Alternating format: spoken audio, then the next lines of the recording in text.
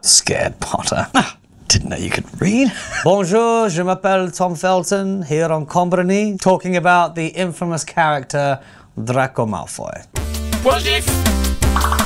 But yes, I remember the scene very well. So the auditioning process at the beginning was open to anyone in the UK that was a fan of the books or was a bit of a child actor, such as myself, who I'd done a couple of things before it. I had not read the Harry Potter books, so I turned up to the audition knowing nothing. The story goes that we were lined up in a row of about 20 kids, and Chris Columbus, the director, asked each one, which part of the book are you most excited to see in the film? And I was just sort of waiting, and it only occurred to me when I heard the person next to me answer that I had no idea what the books were about. I knew it was about a wizard that lived under the stairs. That was about all I knew. Chris Columbus said, so what are you most excited about seeing in the films from the books? He said, Gringotts. And it came to me, and I just said the same thing as convincingly I could. I just said, Gringotts, man. I can't wait to see Gringotts just flying around, you know. Chris Columbus, the director, knew I was lying because Gringotts don't fly. It's a bank. So I think oddly lying through that audition may have made him think, this could be a good Malfoy character. But yeah, that was a lot of fun. It's nice because Draco is supposed to be so cool, and so the opportunity to be a terrified boy. I still have nightmares about the basilisk, but also it was in an interesting time of practical effects, special effects versus visual effects. How much can we do with computers? How much can we do with real stuff? So the basilisk was built. There is a huge basilisk which moved, and I think that was in a very interesting time of cinema where if it could be made practically, they would. Versus now, I think if it's cheaper to do it on computers, they probably would. So there's something quite special about that, I think. The first time I really realized that this was something bigger than I had ever expected was in Japan. I went to Japan for the release of Half-Blood Prince to do some publicity, and seeing people at the airport holding signs up saying "We love Draco" or whatever it may be. I couldn't believe that people in Japan knew our work. And since then, subsequently, there hasn't been a country that I've been to since that hasn't heard of Harry Potter. So yeah, it was a surprise, but a very welcomed one. Yeah. He's a hilarious. Okay.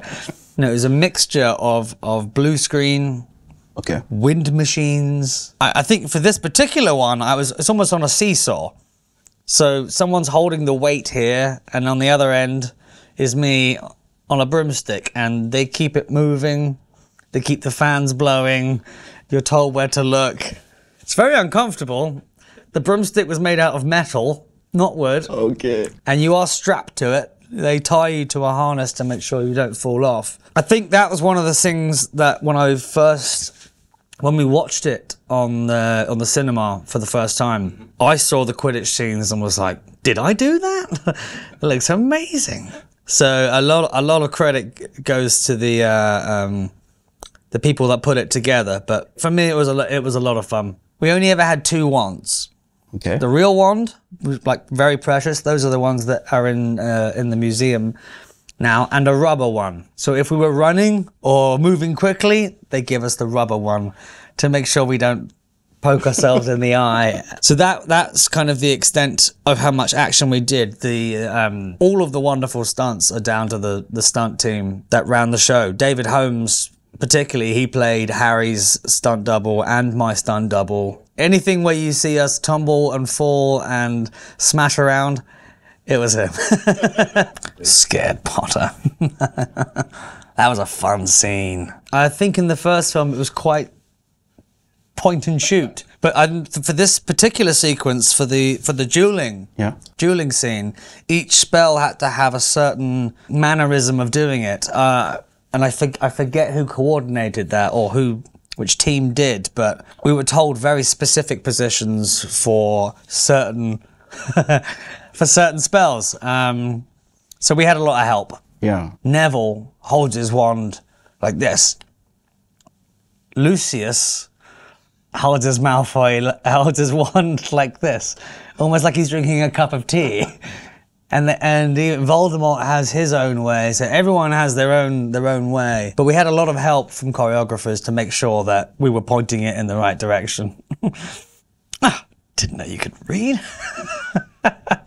And were you inspired by any major figures in British literature or film to bring the character to life? Not consciously. I think James Bond villains, Dad helped, Lucius. Jason helped massively. He came on the second film, and every mannerism that he had, I picked up on. Again, not consciously, but just sort of learnt a lot from him. Helen McCrory, when she came on part, she taught me a lot about maybe some of Draco's sensitivity. Alan Rickman in Robin Hood, Prince of Thieves, because he's that despicable villain, but somehow quite charming and funny. So again, not consciously, but I'm sure all of those rubbed off on me at some point. It's not funny at all. She's a very, very dear friend. We've always had love for each other. I asked her, not really expecting her to say yes, but she wrote something that I thought was really beautiful and very true, and I was very honoured that she was willing to do so. Oh, this is a good one.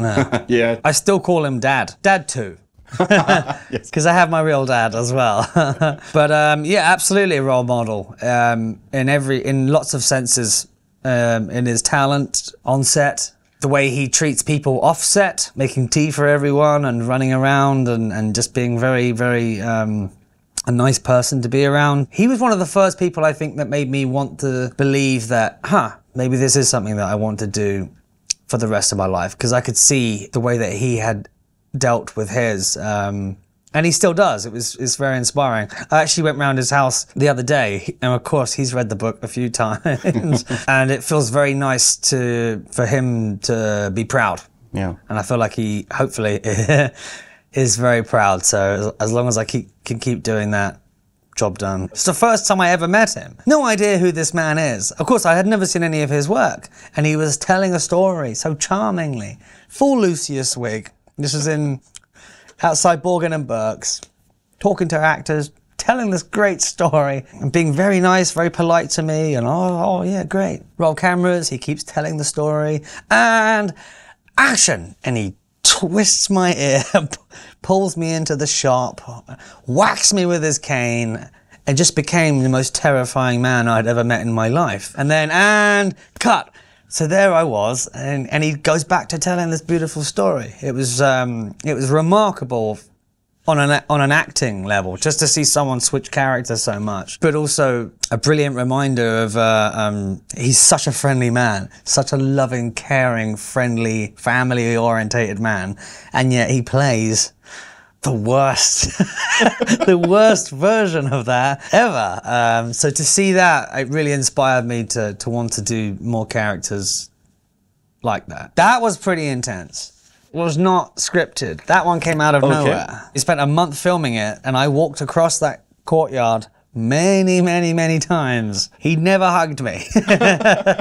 And suddenly halfway through the walk, Rafe just opened his arms, and I was like, is he trying to hug me? I think he's trying to hug me. And then that was the most awkward hug of my life. But it was really exciting that they kept that one in there. I know Harry Potter holds a placeholder in so many people's childhoods growing up. So I hope that that gives them an insight of what it was like to make the films. And just talking about my own personal experiences and sharing them, I hope that people feel less lonely if they're going through their own experiences, and to know that by talking about them or reading about them is very helpful.